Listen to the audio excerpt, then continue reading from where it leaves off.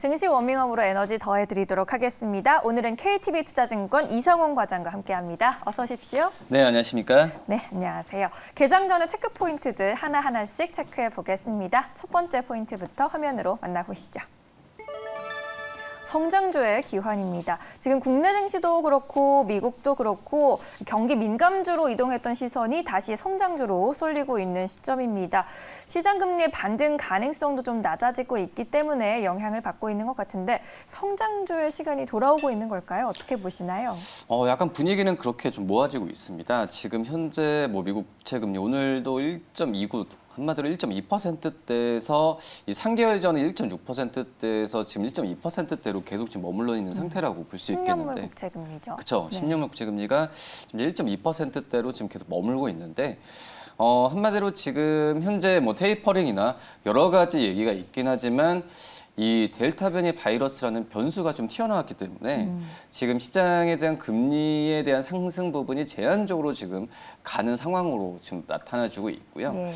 그렇기 때문에 금리에 대한 변동성이 좀 적어지니까 지금은 미국도 그렇지만은 나스닥 어떻게 보면 영리 민감주보다는 이 성장주가 많이 분포되어 있는 그런 지수에 대한 좀 관심이 많이 높아지고 있는 현재 상황이라고 좀 볼 수 있겠고요. 네. 지금 이제 이번 달 31일입니다. 미국의 이 정부의 부채 한도에 대한 그 기한이 만료가 되거든요. 네. 그런 점에서 봤을 때 지금 현재 28조 5천억 달러 규모로 정해져 있기 때문에 지금 이거에 대한 부분에 있어서 미국은 유예를 할 수밖에 없는 상황이거든요. 그런 상황에서 만약에 금리에 대한 부분에 있어서 이 상승이 나온다고 한다면은 미국에서는 큰 부담이 된다라고 좀 볼 수 있겠고, 네. 그렇기 때문에 지금 FOMC 회의도 개막을 했는데 지금 그 연준의 스탠스 같은 경우에도 이번에 FOMC 회의 때 테이퍼링에 대한 약간의 좀 결정을 유예할 가능성이 굉장히 높다라고 좀 판단이 되고 있고요. 그렇기 때문에 그 어떤 금리에 대한 상승 부분은 향후에 한 2, 3개월 정도 같은 경우에는 제한적으로 갈 가능성이 좀 있지 않을까 판단되고 있고, 네. 역시 금리에 대한 부분에 있어서 상승이 좀 상승세가 좀 완화됐을 때 항상 시장에서 우리나라도 그렇지만 주목받던 게 이 성장주라고 좀 볼 수 있겠고, 대표적으로 성장주 같은 경우는 이제 플랫폼 그리고 제약바이오 이런 네. 기업들이라고 좀 볼 수 있겠는데요. 최근에 주가 좋죠. 네이버. 네. 사상 최고가를 계속 지금 쓰고 있는데 이 네이버와 같은 이 대표적인 성장주에 대한 관심을 가져야 되지 않을까라고 판단되고 있고요. 네. 역시 네이버뿐만 아니라 카카오 그리고 아프리카 TV 같은 이 전체적인 인터넷 플랫폼 관련주들에 대한 상승세가 나올 가능성이 크다라고 좀 볼 수 있겠고, 네.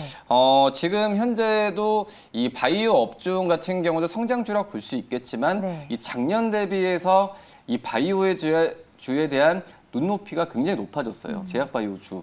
그러니까 한마디로 이 작년 코로나가 처음에 나왔을 때는 이 어떤 그 관련 치료제에서 임상도 지나가지 않았는데도 급등하는 종목들이 굉장히 많았는데, 네. 이번에 델타 변이 바이러스를 전후로 봤을 때 이 제약바이오주에 대한 이 종목들이 작년만큼의 상승세를 가져가지 못하고 있거든요. 한마디로 이제 이 투자자들 같은 경우에도 임상이나 여러 가지 면을 통과했다고 하더라도 이거에 대한 성공 여부, 또 이거에 대한 그 임상이 성공이 되고 이 시중에 나왔을 때 실적이 잡히는 부분을 눈으로 확인하고 들어가자라는 인식이 많이 팽배해졌다라고 좀 볼 수 있겠고요. 그렇기 때문에 이 제약바이오주 안에서도 역시 실적에 대한 펀더멘털을 가져가고 있는 이 진단키트, 시젠 같은 그런 종목들, 그리고 CMO 기업, 그러니까 삼성바이오로직스 같은 그런 기업들 위주로 접근하는 게 제일 좋지 않을까라고 판단되고 있고요. 예. 지금 현재 봤을 때는 제가 봤을 때는 이제 네이버에 대한 시장에서 관심이 굉장히 높은데, 역시 이 성장주라고 하더라도 이 대형주 위주로 접근하는 전략이 굉장히 필요하다라고 좀 판단되고요. 이 네이버 같은 경우에도 2분기 실적도 호실적을 기록했지만 그 내용을 본다고 하더라도 굉장히 좋거든요. 네. 광고 시장 점유율 같은 경우에도 20% 이상을 지금 올라온 상태이기 때문에 이 안정적인 실적에 대한 부분을 계속 갖고 간다라고 좀 판단이 되고 있고, 그다음에 최근에 이제 어제도 그렇지만은 이 아프리카 TV 네. 같은 경우에도 이 그전에 어떻게 보면은 이 1인 크리에이터에 의한 별풍선에 대한 수익에 많이 강한 그런 업체로 생각하고 있지만 이 아프리카 TV 같은 경우에도 자체 어떤 광고 플랫폼을 개발하면서 이제 플랫폼 업체로 좀 탈바꿈하는 그런 상황으로 가고 있다라고 좀 판단되고 있습니다. 그렇기 때문에 성장주에 대한 관심을 갖더라도 이 성장주 안에서 시가총액이 크고 이 대형주 위주로의 접근이 필요하지 않나 좀 이렇게 보입니다. 알겠습니다. 이 대형주 위주로 지금 성장주 쪽에 관심 필요하다라는 의견이고요. 플랫폼 기업들에 대한 긍정적인 의견, 그리고 제약바이오 같은 경우에는 제한된 상승이 나타나고 있는데 높아진 시장의 눈높이를 충족시킬 수 있는 기업들을 잘 골라보셔야 할 것 같습니다. 두 번째 체크포인트로 넘어가 보겠습니다. 중국의 사교육 전쟁이죠. 중국과 홍콩 증시 어제 아시아 시장에서 정부의 사교육 관련 규제 조치로 시장 전반에 규제가 확산할 수 있다는 우려감이 짙어지면서 크게 하락했습니다. 우리 증시에도 어제 영향을 좀 줬고 간밤에도 이제 뉴욕 증시에서 중국 기업들, 뭐 알리바바, 텐센트, 디디 추신 같은 기업들 하방 압력을 좀 받던데 국내 기업에 미칠 여파가 어떻게 계속 이어질까요? 어떨까요? 어제는 이제 교육주들이 이런 이슈 때문에 좀 하락을 많이 했어요. 네. 하락을 했는데 이 중국 정부가 사교육 제한을 규제를 좀 강화하는 부분이 우선 골자는 그거예요. 출산율이 저하되니까. 네. 뭐 우리나라도 마찬가지죠. 이 사교육에 대한 부담감 그리고 어떤 자녀를 낳았을 때 경제적인 부담감 때문에 출산율이 많이 저하되는데 이 중국도 같은 고민을 지금 하고 있다라고 좀 볼 수 있겠고 네. 그렇기 때문에 이 사교육비 부담 완화를 통해서 어떤 출산율을 좀 늘리겠다라는 의도가 강하다라고 좀 볼 수 있겠고요. 지금 이제 의무교육 단계 학생 숙제 부담 그리고 방과 후에 가해 부담 감소를 위한 의견을 좀 발표했는데 뭐 이거는 뭐 중국도 그렇고 우리나라도 그렇고 뭐 몇 년 전부터 몇 년 전이 아니죠. 뭐 10년 가까이 되는 어떤 그런 정책 중에 하나다라고 좀 볼 수 있겠고요. 그렇기 때문에 학교 수업과 직접 관련한 과목을 통해서 이 사교육 기관들이 이윤을 추구하는 것을 금지한다라는 부분인데 그렇기 때문에 우리나라도 좀 중국의 이 우리나라 교육업체뿐만 아니라 이 교육과 관련된 사업을 진행하는 기업들이 중국에 굉장히 많이 진출해 있거든요. 뭐 상장사뿐만 아니라 많은 기업들이 중국에 진출해 있는데 뭐 이런 부분에 있어서 약간의 그 부담감을 좀 갖고 지금 있다라고 좀 말씀을 드릴 수 있겠고요.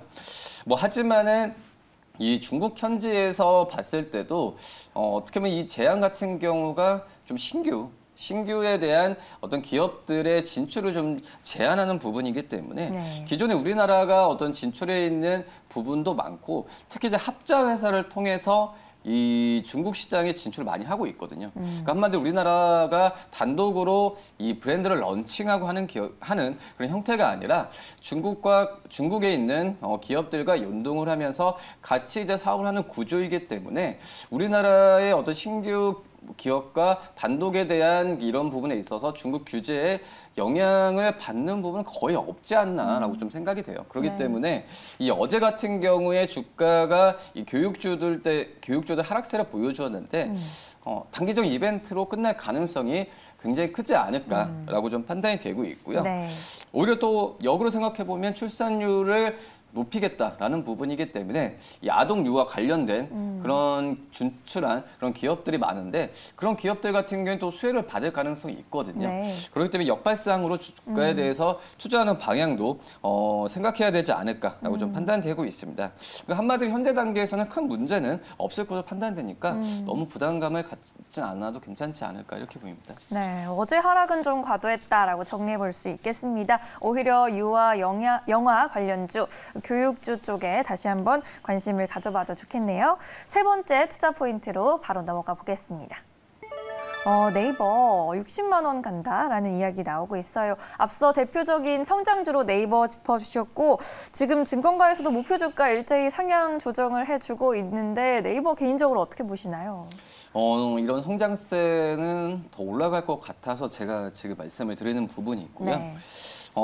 앞서 말씀드렸듯이 이 국채금리나 여러 가지 뭐 성장주들이 올라갈 수 있을 만한 이런 지표나 부분들이 지금 많이 좀 여건이 좋아지고 있다. 그리고 이제 네이버 같은 경우에도 역시 2분기 실적을 본다고 하더라도 역시 성장주라고 하지만은 실적에 대한 부분까지도 갖춰져 있으니까 이런 삼박자 여건에 물론 이제 주가가 선반영되면서 간 부분이 있긴 하지만 이런 상승세가 떨어질 만한 요소를 좀 더 찾기가 좀 힘들다. 네. 오히려 시장에서의 어떤 차익 실현 분위기만 나오지 않는다고 한다면 네이버의 상승세는 계속 올라갈 가능성이 있다라고 좀 판단되고 있고요.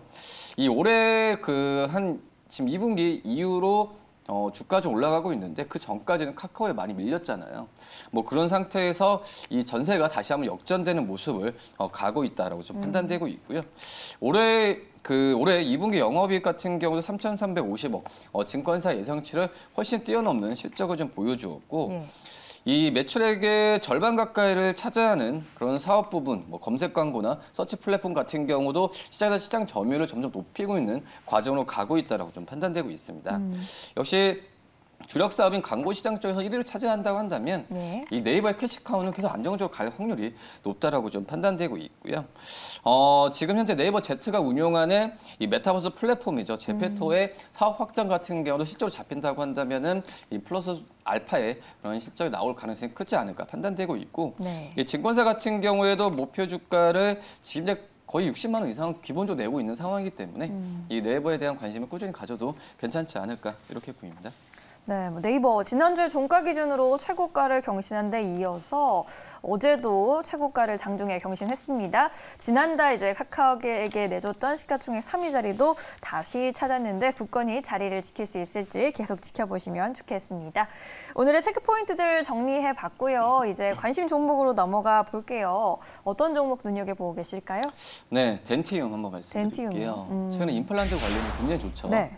임플란트 관련주들은 우리나라 의료기기 업체들이 뭐 수출이 좋다라고 얘기하지만 실질적으로 임플란트 쪽에서의 뭐 대부분 다 했다라고 봐도 무방할 정도로 네. 임플란트 해외 실적에 대한 수출 부분이 굉장히 좀 좋다라고 좀 판단되고 있고요. 예.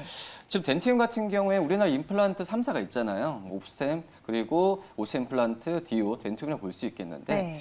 이게 약점일 수도 있고 강점일 수도 있겠지만 이 3사 가운데 가장 중국 쪽에서 매출 비중이 높은 게 바로 덴티움이라고 좀 볼 수 있거든요.